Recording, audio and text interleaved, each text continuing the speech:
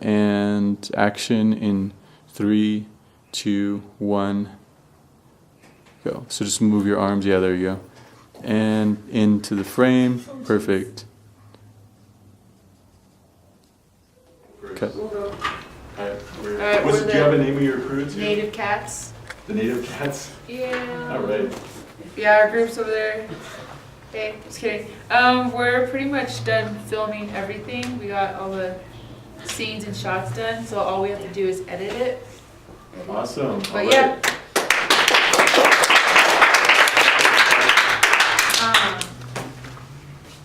Who's next? What's up? Your team. Oh, Native Ghostbusters, or you just need to get we need to get the library scene in, or we need to get the mother scene in, or just after that we're gonna do some editing, and it's going good. So you got 2 more scenes to shoot? Yes, like No. three. You gotta Is do it the three? part where they get their keep break adding. ins. Yeah, That's all. Yeah. I think it's in the duffel bag. Was there script? I thought it was 3. I thought I had it. But you'll be able to Oh. get them all shot before 1 We should. tomorrow, right? Yeah. Yes. Okay. All right then. Good job.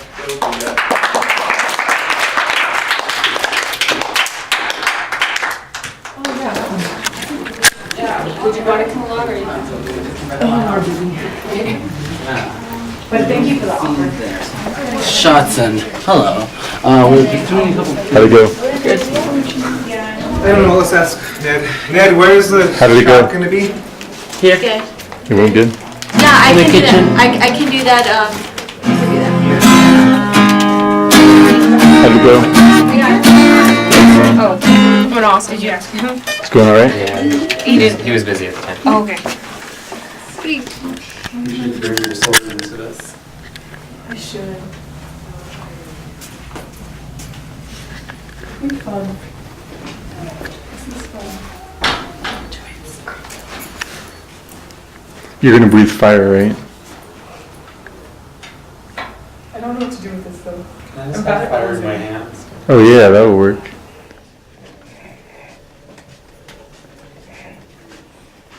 We're outside. Yeah.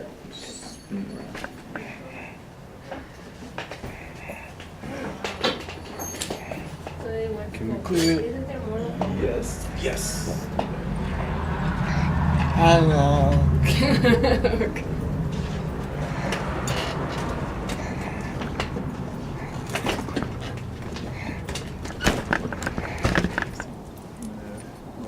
Okay, we're rolling. And action.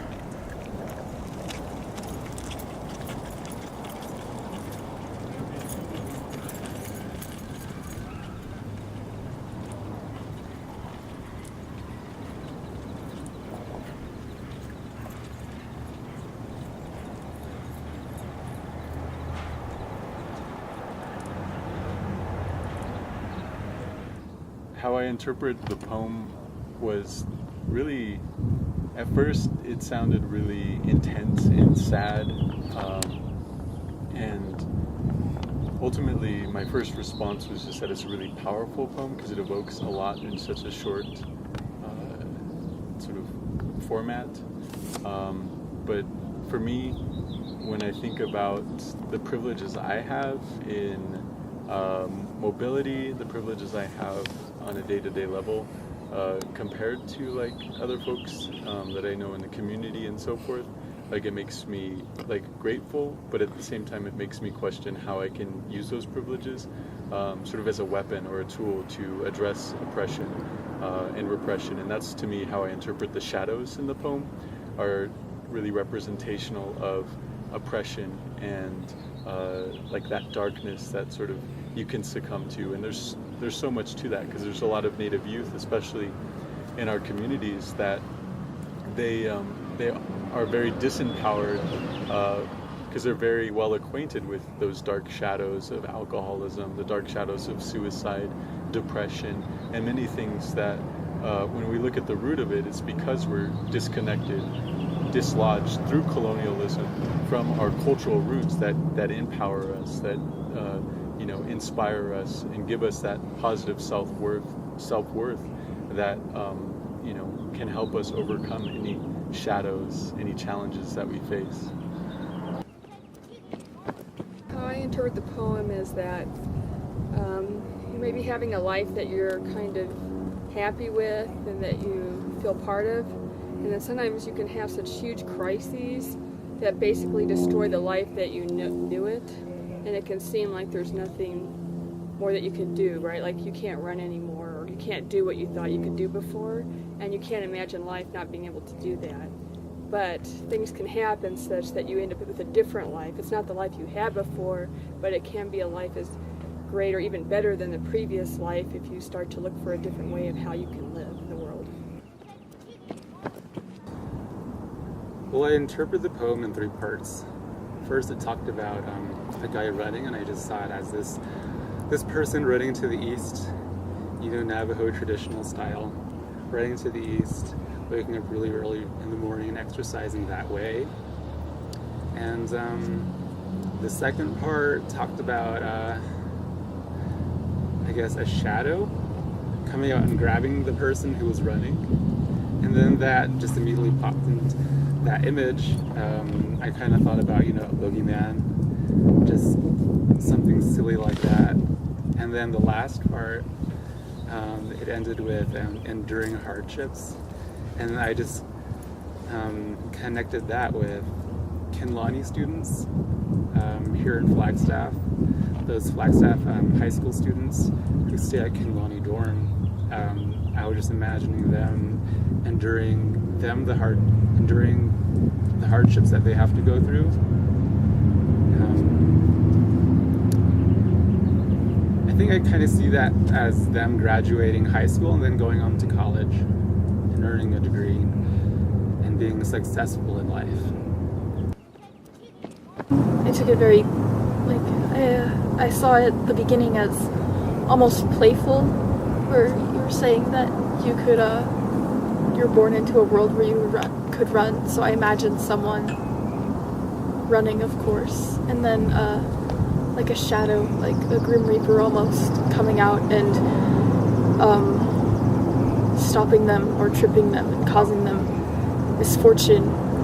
And later in the poem it says that although there are challenges, you still soar to new heights, overcoming them and things. So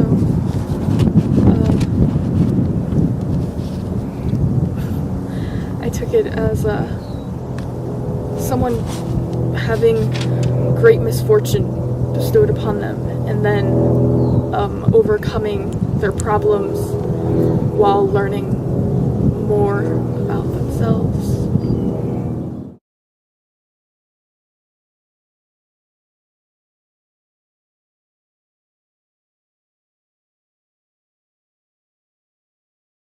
How you liking the experience so far, Sunjay? Fun.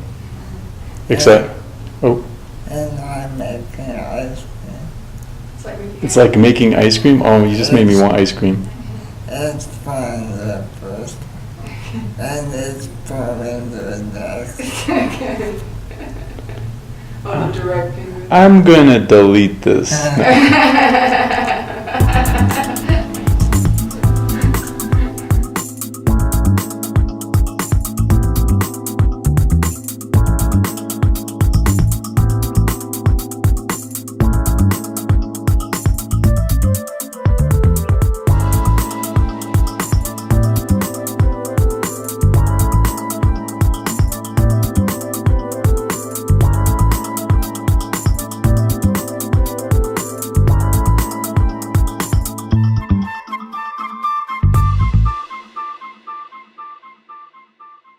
Okay. Nice. I like how clear that cut was. It's good.